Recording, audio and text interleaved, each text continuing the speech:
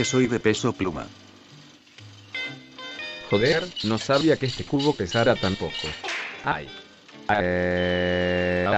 Voy a morir. Ay, perdón. Buenas, soy Musgo otra vez. Aquí en la segunda edición de la narración del libro, La opinión de las palabras de Andrea Ferrari. Perdonen la inconsistencia, no he estado muy motivado a hacer estas cosas, aparte de que he estado bastante ocupado. Tuve varios parciales esta semana, aparte que hoy día domingo tuve que salir a trabajar muy temprano. Prácticamente a las 5 de la mañana estuve ya en un bus saliendo de la ciudad. Y hoy tuve el tiempo y tuve las ganas para poder hacer la segunda narración de este hermoso librito que me gustó bastante. Sin más chachada, comencemos. Capítulo 2. Pese a ser miembro de la familia Klum, Valentina no estaba preparada para lo que sucedió. Es que solo tenía 11 años, aquel lunes en el cual contrajo el mal. Se había levantado a la hora acostumbrada para ir a la escuela, y le estaba poniéndose las medias cuando mamá le dijo desde la cocina que se abrigara, porque hacía mucho frío. Ella se abrigó ligeramente con abrigos y la frase salió en un susurro. A mí el frío me da ganas de saltar como las ranas. Pero nadie oyó. La segunda llegó un rato después, cuando estaba sentada frente al café con leche.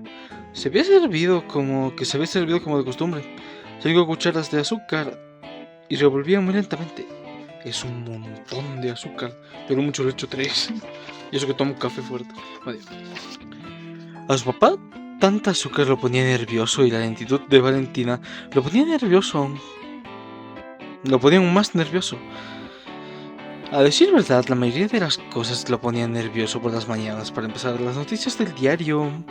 Ahora comenzó a leer un artículo en voz alta, haciendo comentarios que Valentina no entendía otra vez.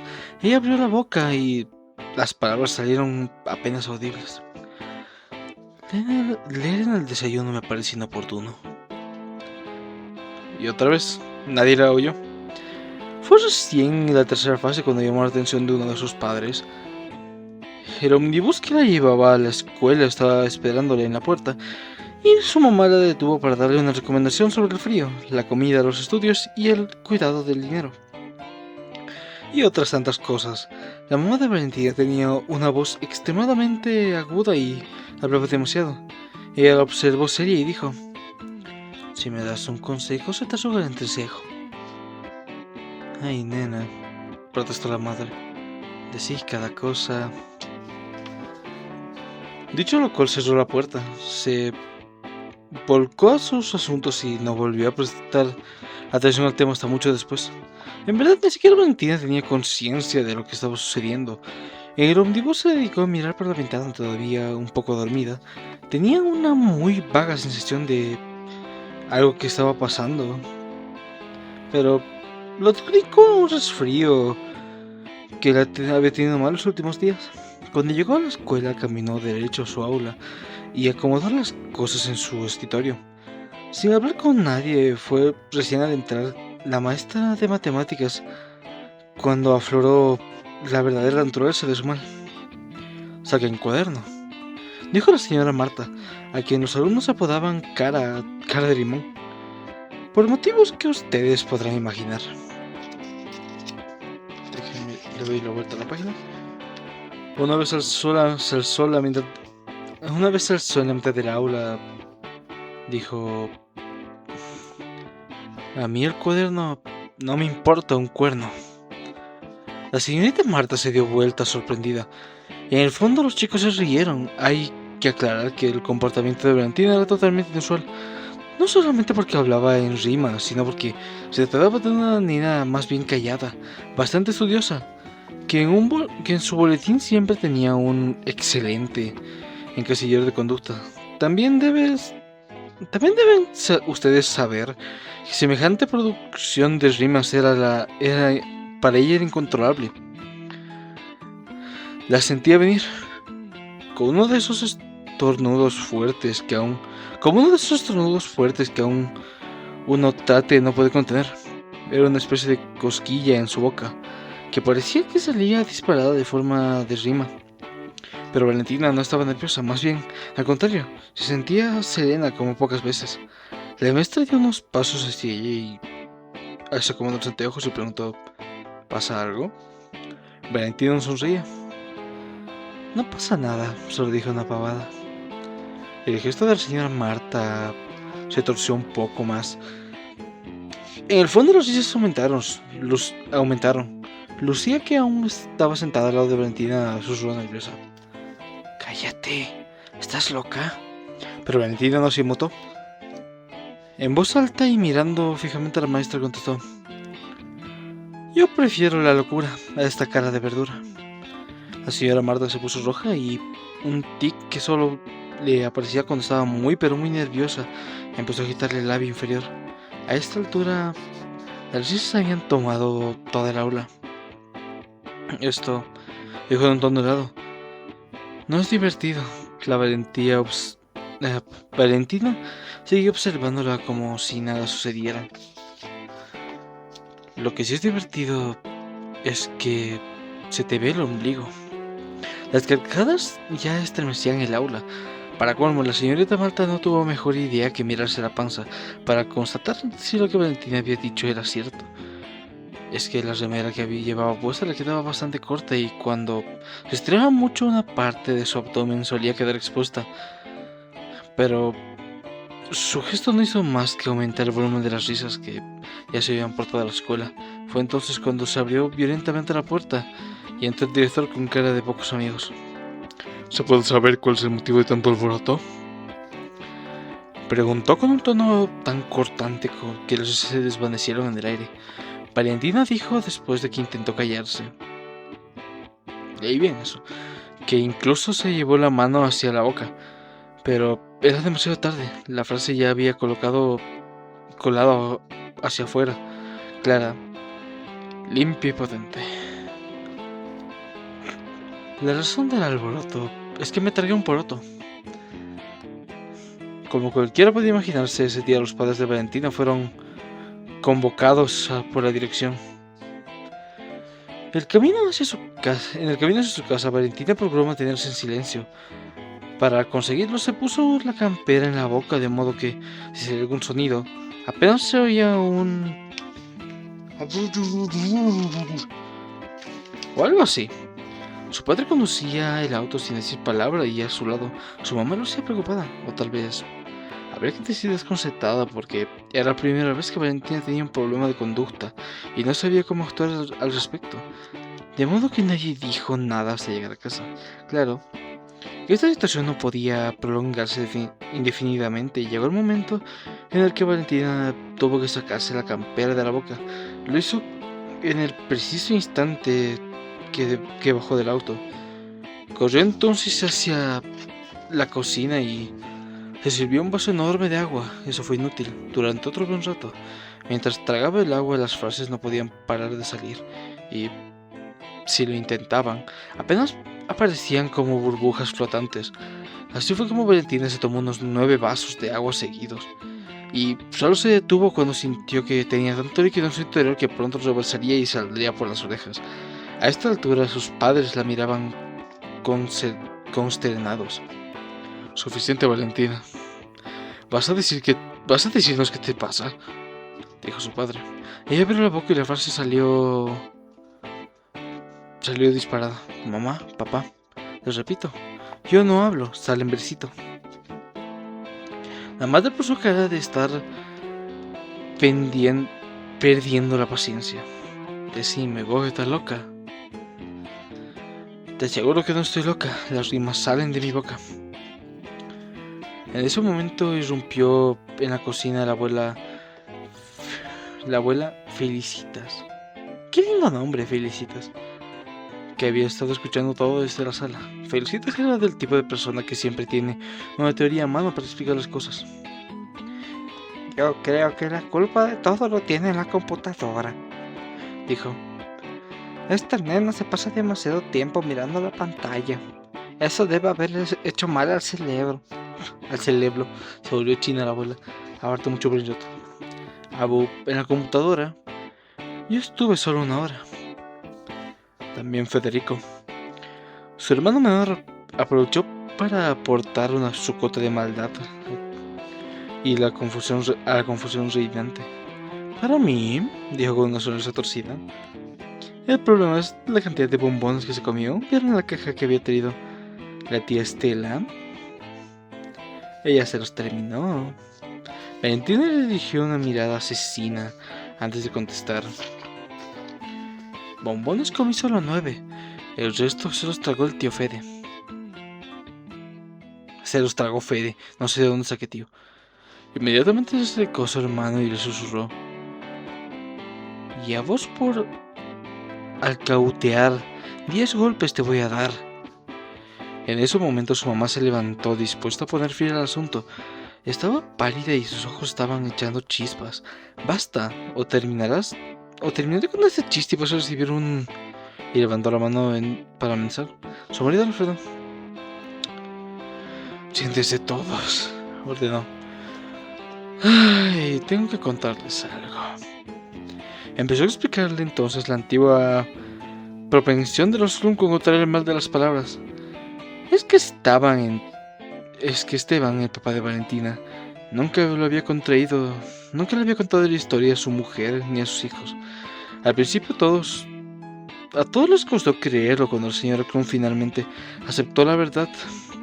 Tuvo un agudo ataque de bronca contra su marido porque no se lo había dicho antes. Era de esperarse. En verdad, a todos los Klum les cuesta contar esta historia a sus parejas. Podría imaginarse que todo lo que significa decirle a las personas que de repente no pueden hablar bien, que a mi familia se les resbalan las palabras. Suena poco serio, pero además tienen una buena excusa, la posibilidad de contraer el mal con solo mencionarlo. De modo que prefieren callar y esperar que nunca pase la situación en la cual es indispensable decirlo. Pasado el primer momento de estupor, la familia se miró anonadada. ¿Y ahora qué?, dijo la señora Klum. Fue entonces cuando su marido les habló de Agatha. Era una mujer extraña. Les previno, pero hasta el momento había seguido, tarde o temprano, curar los accesos del mal. ¿Qué queréis decir con tarde o temprano?, preguntó la señora Klum. Su marido suspiró. Que habrá que tener mucha paciencia. En los 18 años transcurridos entre el ataque de Marcy y el de Valentina, Agatha había aprendido muchas cosas. Varios de los miembros de la familia Klum pasaron por sus manos y, aunque no hubo ni habrá una única receta para curarlos, ella siempre dice que cada palabra enferma requiere un remedio diferente. Ya disponía de un enorme arsenal de recursos y, lo más importante, de un profundo conocimiento del mal. Pero aún hoy, entre los Klum hay quienes dudan de sus poderes. Son los que han echado a correr la versión de que en realidad Agatha no cura a nadie, sino que el mal termina por irse solo. Yo debo decirles que no estoy en absoluto de acuerdo con esa idea. Creo firmemente que en su capacidad para tratar con las palabras. Aquel lunes Agatha recibió a Valentina y sus padres, vestida con una túnica color violeta, a lo que les pareció que la casa olía extraño.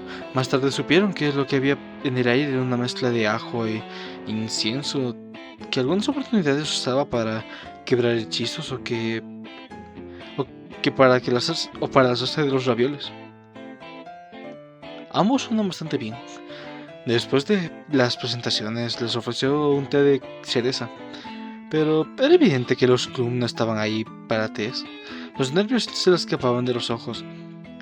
Esteban se sentó sin rodeos, expuso el problema. Agatha escuchó con suma atención mientras dibujaba espirales en una hoja.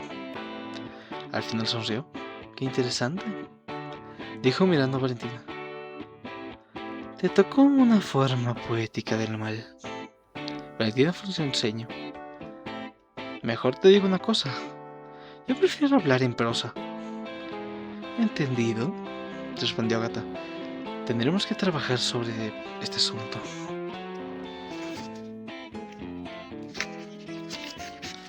Por trabajar, Agatha entendía una serie de sesiones en las cuales se entremezclaron las pócimas de hierbas y flores, los ejercicios de concentración y la gimnasia de la boca y la nariz, la lectura de trabalenguas, pero tras una semana de intentos, nada había cambiado. Nerviosa, la mamá de Valentina fue a encarar a Agatha.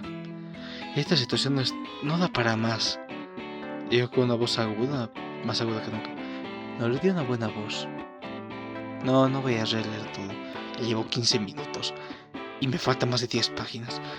¿Cuánto tiempo podemos esperar? Yo no puedo dominar el tiempo, respondió Agatha mientras echaba cenizas en un de eucalipto sobre el caparazón de una tortuga enferma. Pero creo que parte del problema es que Valentina ahora tiene verdaderas ganas de curarse, y sin voluntad es difícil sanar. Era cierto. En el tiempo transcurrido, Valentina había conseguido un cierto control sobre su afección.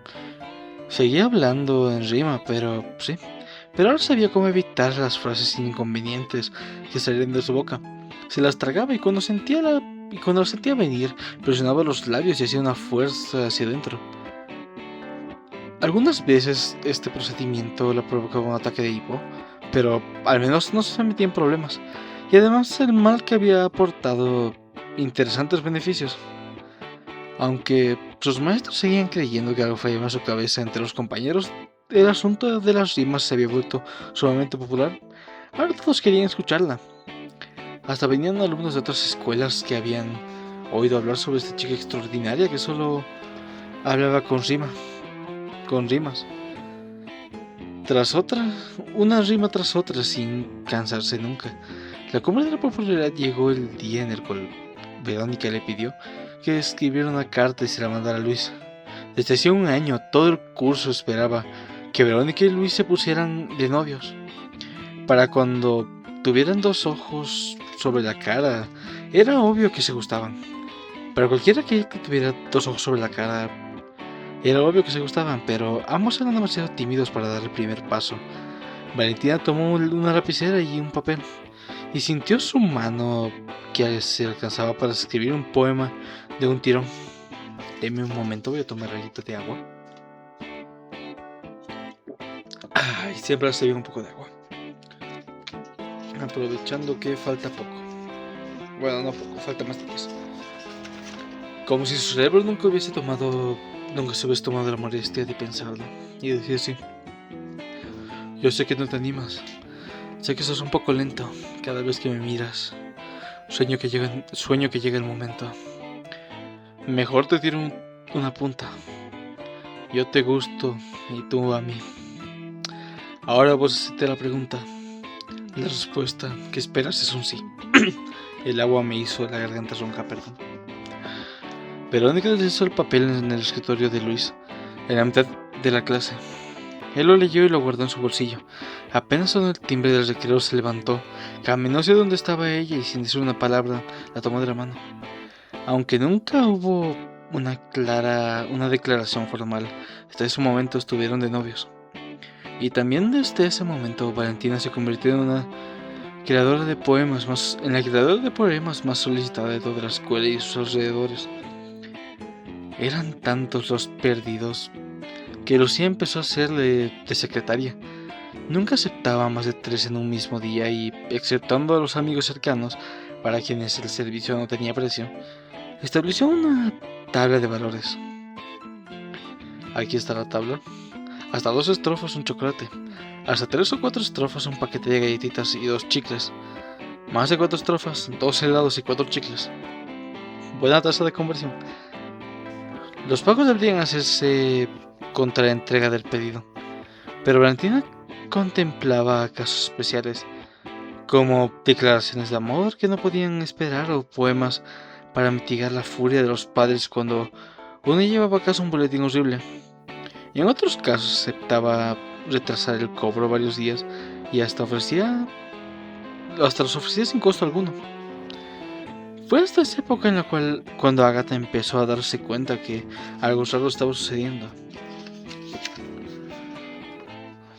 No era solo que Valentina no se curaba, sino que su conducta se estaba volviendo decididamente curiosa. Cada día sufría un nuevo fracaso en el tratamiento, pero lejos de deprimirse, ella se veía más y más contenta.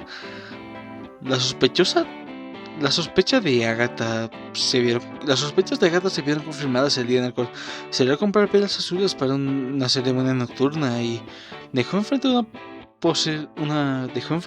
poción a base de pasta de caracoles y que debía comerse completa.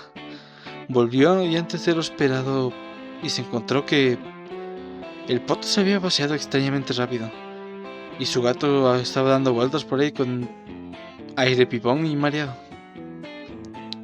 ¿Le diste la poción al gato?, se enojó.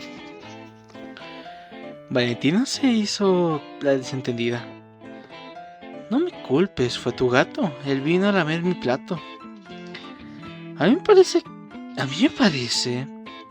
dijo irritada Agatha, que vos estás haciendo todo mal a propósito para no curarte. Me parece que estás desperdiciando mi tratamiento. Y acá hay una pequeña ilustración. Minuto 21. Acuérdate, musgo, porque luego en edición tienes que estar buscando ese momento. Me tiene su silencio. ¿No vas a contestar?, insistió Agatha. Si no te vas a enojar, tal vez yo pueda hablar. Está bien, no me voy a enojar, dijo todavía molesta Agatha. A ver de qué se trata. Valentina la miró a los ojos y abrió la boca. Primero hubo un breve suspiro y a continuación, mientras sus labios dibujaban una sonrisa,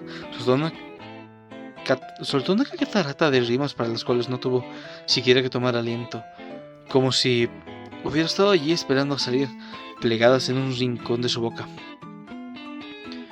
Hablar en rima es mejor.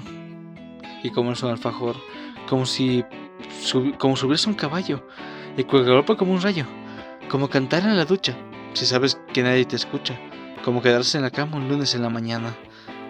Yo a las rimas no las dejo, ni aunque mi abuelo es un conejo, ni aunque me agarres dormida, ni aunque me digas querida. Yo de esta no me muevo, y con mis rimas yo me quedo.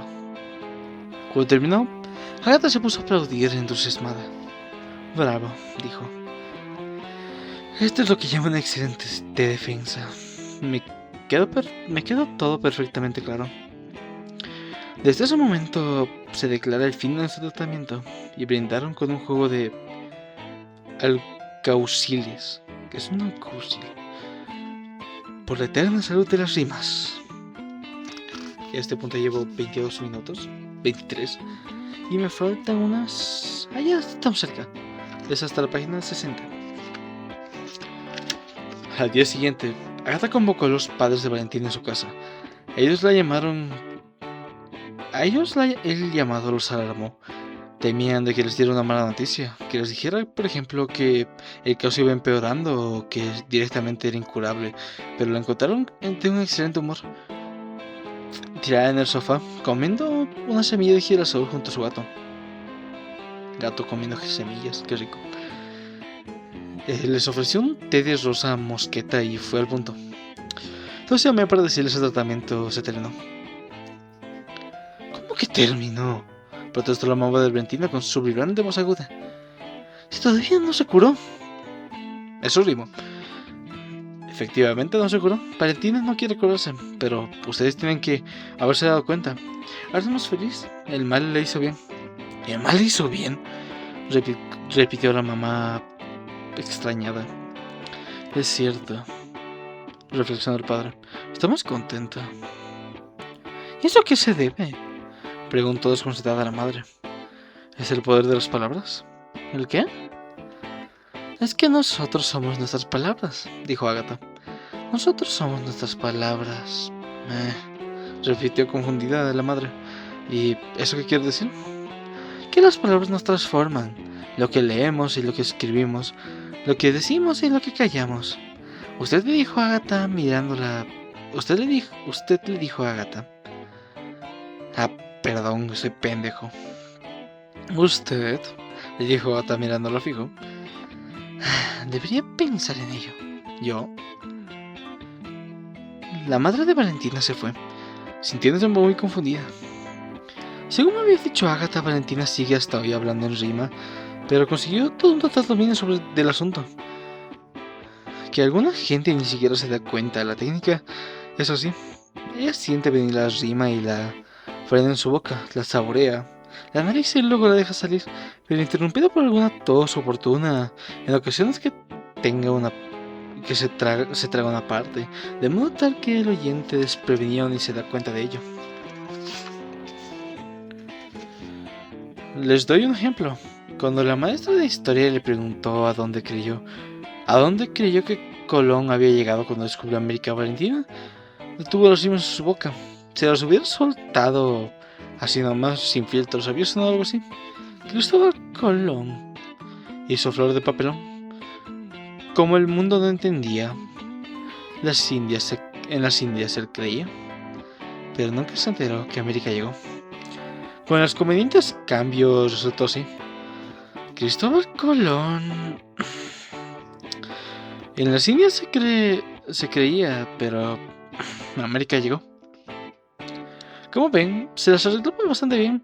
En cuanto a su carácter, Agatha dice que el cambio lo sentó maravillosamente. Se la ve feliz, pero no sé si creerle. Pero ella asegura que el mal no tiene algún tipo de efecto beneficioso. Ha tenido un efecto beneficioso para ella en todos los Tlum que lo han sufrido. Marcio, por ejemplo, antes de ser un tipo callado, parco, hombre de pocas palabras, solían decirle, tal vez por el esfuerzo de buscar durante aquellos días sinónimos sin O, que se volvió un locuaz y comunicativo, y la abuela Clara, famosa por tener un mal carácter, surgió después de la invención de ese un cierto sentido del humor. Por eso, estoy pensando si yo cambié. Día a día me examino para tratar de encontrar alguna modificación en mi carácter, si tal vez algunos de ustedes lo hayan adivinado. Yo también padezco de este mal. Y aquí acaba este capítulo. No tengo mucho que decir, me gustaría hablar mucho más en la reflexión, así que vamos a ella.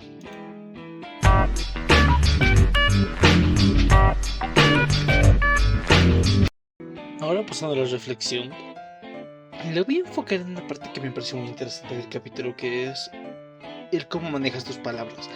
Yo soy una persona a la cual hace muchos años tenía muchos problemas por hablar muy de golpe, cosa que no se debe hacer. Y desde hace ya unos 2 años más o menos estoy... Cada vez que voy a decir algo serio, en un momento real, en el cual tengo que dar una opinión concisa o hablar bien de algo, no lo tomo como a la ligera. Me gusta más tener que estar pensando las palabras, tener que pensar bien qué decir para que no se me malentienda o no tomen algo que no salió de mi boca. Siempre me tomo un poco de tiempo y lo digo, siempre que estoy en una conversación seria lo digo, es el tema de un momento voy a formular bien esto para que no haya malentendidos. Es bastante importante desde mi punto de vista hacer eso específicamente, de planear bien qué vas a decir y qué no, para evitar cualquier cosa. Y eso, como saben, mis reflexiones no son largas y voy muy al punto. Gracias por haber visto esto. Bye bye.